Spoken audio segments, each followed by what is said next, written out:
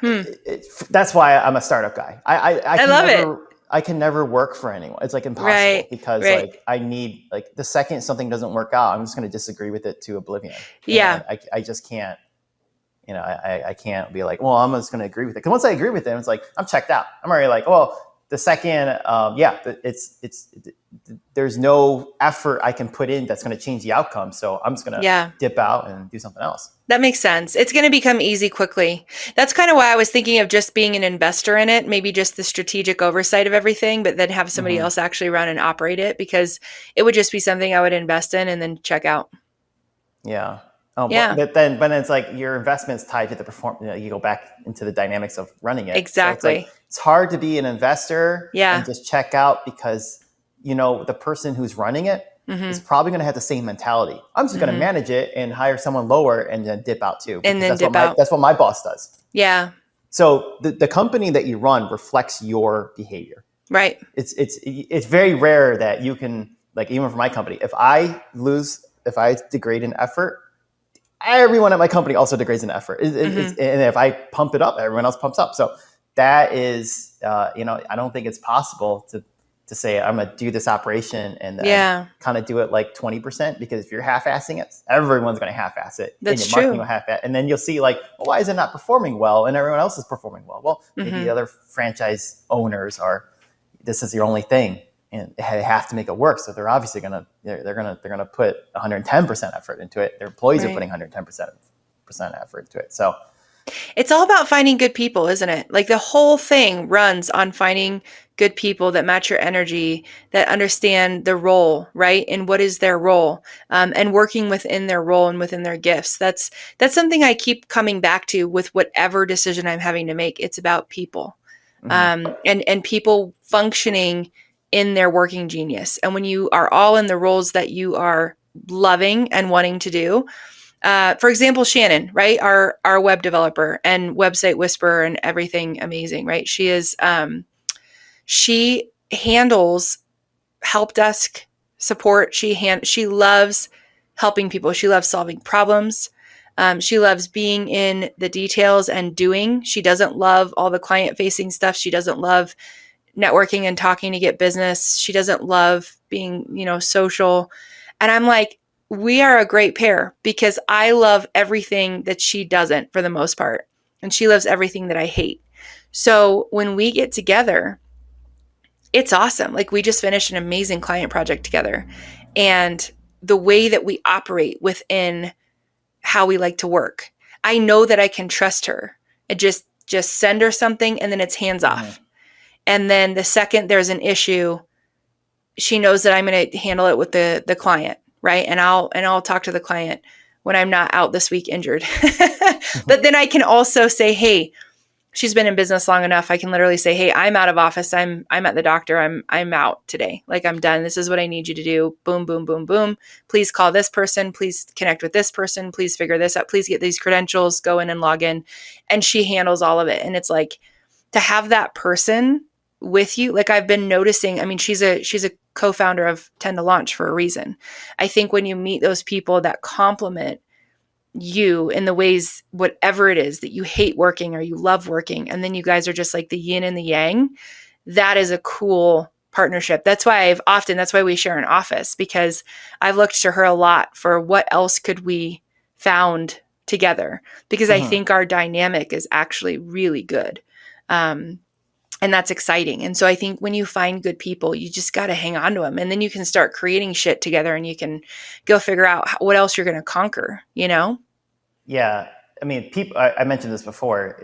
You have an exponential curve when you have like the right team, and it's like 1 + 1 + 1 = 9. Yeah. That is a really powerful situation. Yeah, you've said that. I actually really resonated with that. That was a while ago. Yeah, and but there's one distinction. You can have a really good team, but it doesn't mean they can they run a really good business. Right. And it takes a lot of work to see in the team, is there a captain? If you don't have a captain, you can't run a company by group committee thinking. No. It does not work. So in a team, got to figure out who the captain is. And based on that, is that captain capable of running a business? Right. Yes or no. Right. If no, but you have a great team, to me, that makes a great service business. Yeah. Because you can come in like a small cell into an existing company and crush it. You don't have to worry about marketing or anything. You just got to be interject yourself in a company as a service and get out, and you can perform really well. But if you do have the ability to go and rep and like kind of make an organization that either does that or does a product or whatever, then that's when it's like, okay, yeah, the captain can run a business and we can make this huge entity that, makes XYZ impact. Like I always think like, don't think about the revenue. Sure, the revenue comes, but can you make a company that makes a very large impact somewhere? Right. And if the captain can do that, that's when it's not just 1 + 1 = 9, but is you have an exponential team and you have a good vision and you have a good business model. Yeah. You have all those three. I think the rest takes, even if it takes 10 failures, one of them will eventually hit. It's very easy to bet on yourself then. Yeah, that's true. Well, I think with Shannon's and my dynamic, I've been thinking about this often because I've been thinking about next year after I'm done kind of focusing on the personal brand development stuff, which I don't think I'll ever be done, right? But we're just really putting energy to that this year. So then once my time is freed up more end of this year, beginning of next, what is the business activity I want? Obviously still growing Fix and Form, probably finding some type of a director operations there. And then looking at Tend to Launch because that is primed and ready to go. We just need to actually put energy behind it because it's kind of all of our second and third company on the back burner. And we're moonlighting hardcore over there. So so hold on. Speaking of pain and a death by 1,000 cuts, you have been mentioning Tend to Launch for months. Yeah. Where are we? Where are we with that? Because it's a lack of time, focus, energy, and it kind of took a little hiatus. Like it started with amazing energy. We're having great conversations. People were excited. Roger is in the midst, I think, of he's founding yet another company, or he's kind of shifted and evolved his primary company into another company. So he's been putting all of his efforts into that. And then Shannon and I have been running our primary businesses. And so Tend to Launch was kind of all of our second or third or fourth venture as co-founders. And so I think what happened was it just fizzled for a moment because we just couldn't put the continuous energy into it that it needed to really take off. And so our first client was such a success. It was amazing, but we are doing all of the work right now because we're doing case studies to finesse our auto flows and the actual product. And so we're fine tuning it by working through it to eventually get it to a model where we have offshore resources or AI or interns doing all of the labor of it. And we are just literally biz dev and selling it. And so that's kind of where we got stuck was, okay, well, if we sell another one, we all have to do it. And our schedules just got so busy. We were thinking, okay, well, that took a lot of time and work, right? It was like another big client. Hold on. And let me stop you there. What do you mean time and work? That's expected. It takes a lot of time and work. That's what I'm saying, though. So because it's kind of a afterthought with our primary businesses, all three of our primary businesses really kind of took priority in the summer. So as we were getting leads for Tend to Launch, the conversations were good, but they weren't landing. And we weren't landing all the exciting business. So we kind of got worn out. All of us got worn out in terms of doing biz dev and talking about it, because we just wanted to land a second one in the summer. And then I think because all of our energy, from what I can tell anyway, has been pulled to our primary businesses for Q2, Q3, all of us were kind of taking off in our primary companies. Tend to Launch just had to take a back seat. We just didn't have the bandwidth. It was a bandwidth issue. So because it's still so early and we're still in that startup phase, I mean, until we get like 5 clients under our belt, we really don't have the final product. But once we do, we don't have to run it. We don't have to work the 10-day sprint. We're not doing that labor. We will have all of our systems in place to run it. And then that's just more churn. Now that you said that out loud, does that make sense though? Right? Does that make sense that, okay, you got it started, you initiated it, now you can walk away. Do you think it grows up or down when you walk away?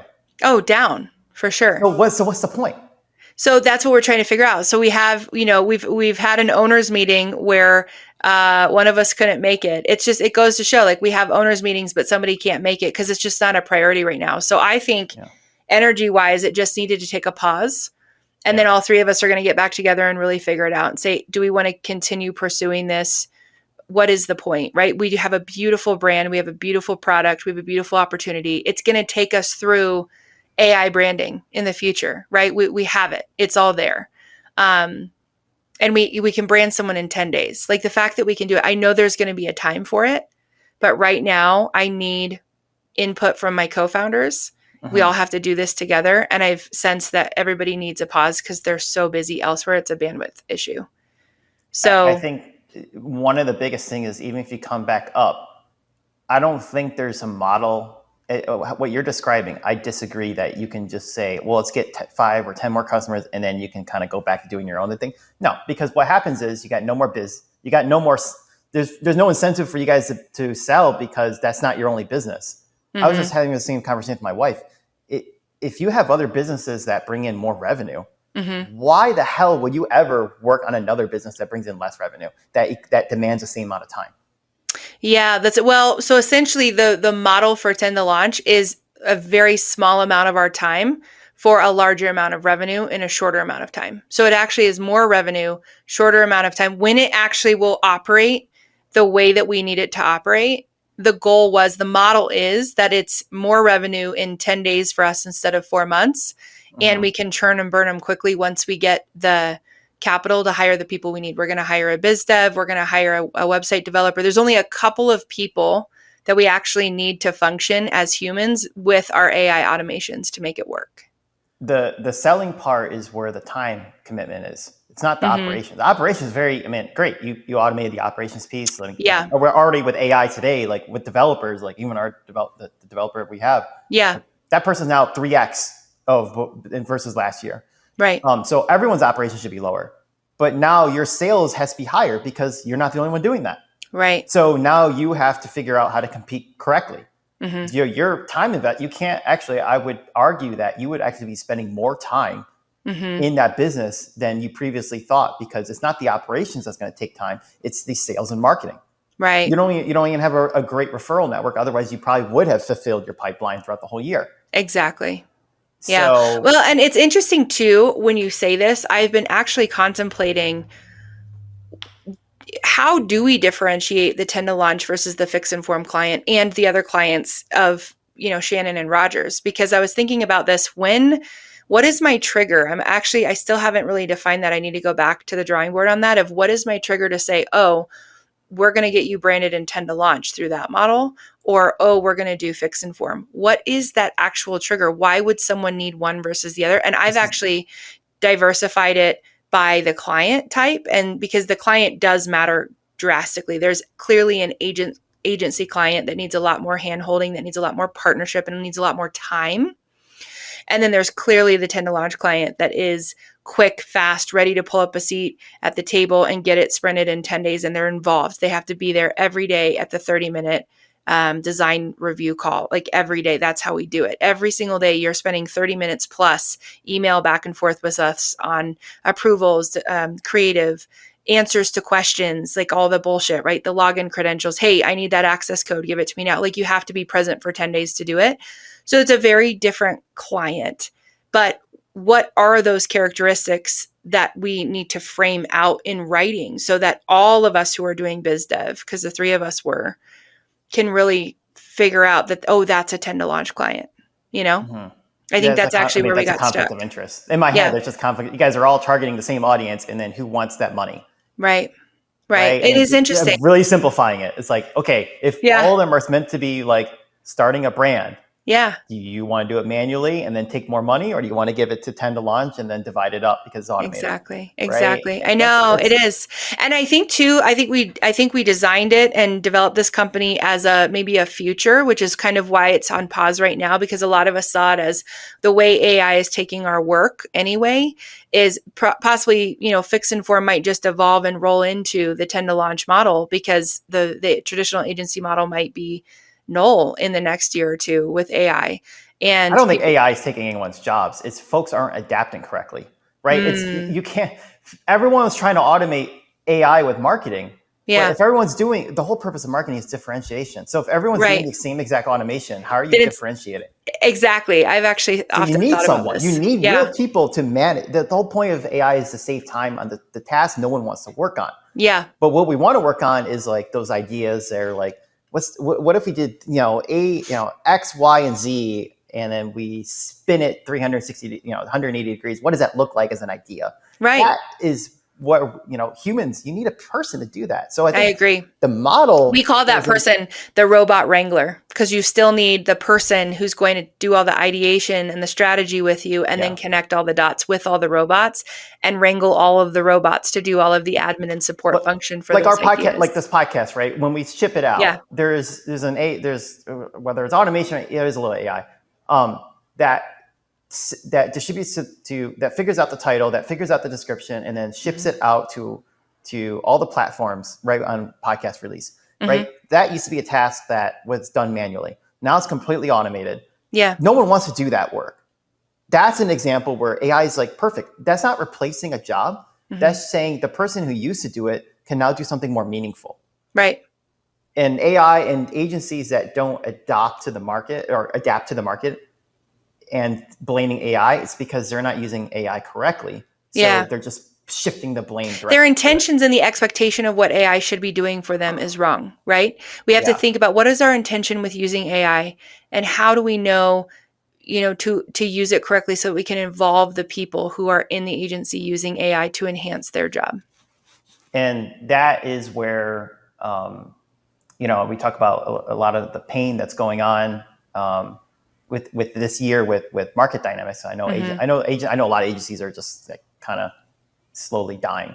Most of the friends I know in the agency world have either gone to a slow shutdown and are trying to figure out how to close it or sell it, or they are dwindling, losing office space, laying off people, going from a W-2 model back to a contractor model. It is interesting. I will tell you this. There have been years of me contemplating whether I made the right move of not having big office space, which I really wanted for a time, of not having W-2s and just keeping my contractor model, when a lot of CEO mentor groups were telling me to go to a W-2 model. And I will say this, I am very happy that I did not do a large office space for my team to come to, or did not have W-2s and did not have, hard fixed costs like that, because I feel very flexible and can pivot. I'm very thankful. And this has actually been an answer to a huge question I've been asking for years, if I've been doing it right or if the model is working, because work has dwindled and slowed down so much for us too. But because that's been happening, I have a small, low-cost office that's just mine. I have conference rooms here that people can come and work, and client meetings come to all the time. But I don't have a huge office. I don't have any employees. The only thing I have is a VA on retainer, and I can cancel that with a month's notice. So everybody else is contractor, meaning you only get paid when we get projects. So it is a fantastic model for this really versatile market that we're in, that agencies are trying to figure out and crumble. And it is a tough, tough place to be. And that's where I've actually loved your advice the most, which I've been thinking more and more lately of, I'm going to just try to go find some contract jobs and consult, because that is how I feel my bottom line. And I don't have all the expenses of an agency, because my people are really expensive because they're really good. So I could either cheapen the operating cost of people and get different people, but I love my people, or keep the team cost of my people, which is the most expensive part of any job. And then the agency just works off of its margins. That's all we get to keep, right? And then whatever my fee is for project management, time management in there. And so I was thinking about that also my people are so good in fix and form that I don't have a lot of time, mostly, right? This is the kind of client I bring in. But if I bring in the right clients, we don't have a lot of bullshit management, project management, client management time. I'm not doing a whole extra admin load on that. So my people handle it really beautifully. So that whole model, I mean, I really gravitated to what you said, where you make money not from your company. I want to invest every part of that more margin that I get back into Fix and Form. I want to leave it in there. It's marketing, it's ops costs, it's my VA, right? To improve the business. We're doing SOPs. We're really formatting the bones and the structure of what this agency is, so that maybe I could get some investor partnerships. Maybe I could get someone that comes in and says, "Oh yeah, I want to develop this out for you," because I'm clearly not the business developer. I need a But it's director of ops. I need a But it's director a of ops. sacrifice. So That's what I'm looking for. even though that model kind of works, it's really flexible. The sacrifice is your true vision for other things is really slow.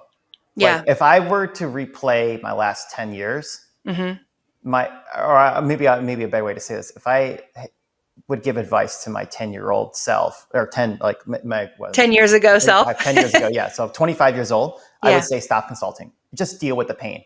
Mm. Because if you do that model, Yeah. your vision is delayed by about 5 to 10 years, because you can't put, when you want that hockey stick growth, you really have to put 110% effort in it. That means That's interesting. people think, there's work-life balance, Consulting is a but distraction. Yeah, but what if you need the money? Like right now with our budget and our family, we need the extra income. you have to raise. Mm. If you're gonna, in order to be successful Interesting. at anything starting at zero. Now, you Yeah. can be successful if you are plugging into something that's already an existing ecosystem, but if you're starting at zero, it needs 110% effort up until the point it's got that exponential growth. And even Yeah. once you get to that level, if you take off the gas, you're also going to see a slower growth rate. You're So right. Yeah. And when I consult, most of my time is going to be going to that consulting project, and I'm not going to be putting the gas on the business. And if you look at it from like a rational perspective, that makes sense, because that's where the money is at. Yeah. So you have this conflict of interest again. Yeah. It's just like tend to launch versus our primary businesses. It's the same thing. We're going to go to where the money is more lucrative and where our time is going to be paying off more. Whereas tend to launch as a startup, that wasn't lucrative yet. So it's just taking the back seat. And this is where personal priority, and this is maybe there's definitely a few topics for a future podcast, but like one concept that we got to talk more into is where you want to go in 10 years, because that really determines, should you be focusing on revenue or not? Yeah. It takes where Chipbot is today. It took a lot of believing in things that rationally should not be doing. Oh, And interesting. You have to sacrifice everything. Everything has to be. I mean, other people don't have to sacrifice. Maybe they don't have to sacrifice as much as I did, but everything has to be sacrificed to say, I need to get through and reach this next level. Yeah. And now I'm even, I took off the gas a lot this summer, and like I'm paying for it now. It's like, God damn it! Oh, I interesting. spent all this effort to get here, and then now I'm at stagnation. It's like, all right, fuck it, restart everything, go back into Hyperloop and marketing. Yeah. And it's like that. You can't do that if you're consulting like all the time. I agree with you. You can take. I think there's room to say like, okay, you can take a small piece of your time if you really need the cash. How about 10 hours a week? I could do that. What's wrong with 10 hours a week? There's nothing. I don't. I think small, real part time. Yeah. Yeah. Charge like $500 an hour, right? I mean, like if money is really tough, find a client that will pay a really high amount. Yeah. You better, as long as you deliver 2x of that.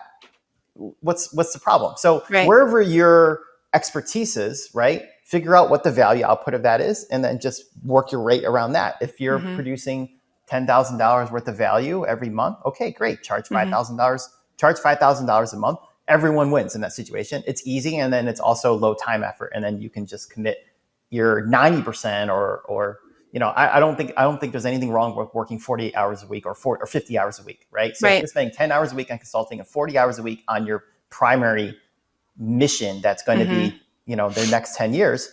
Yeah, that sounds reasonable. Yeah, that makes sense.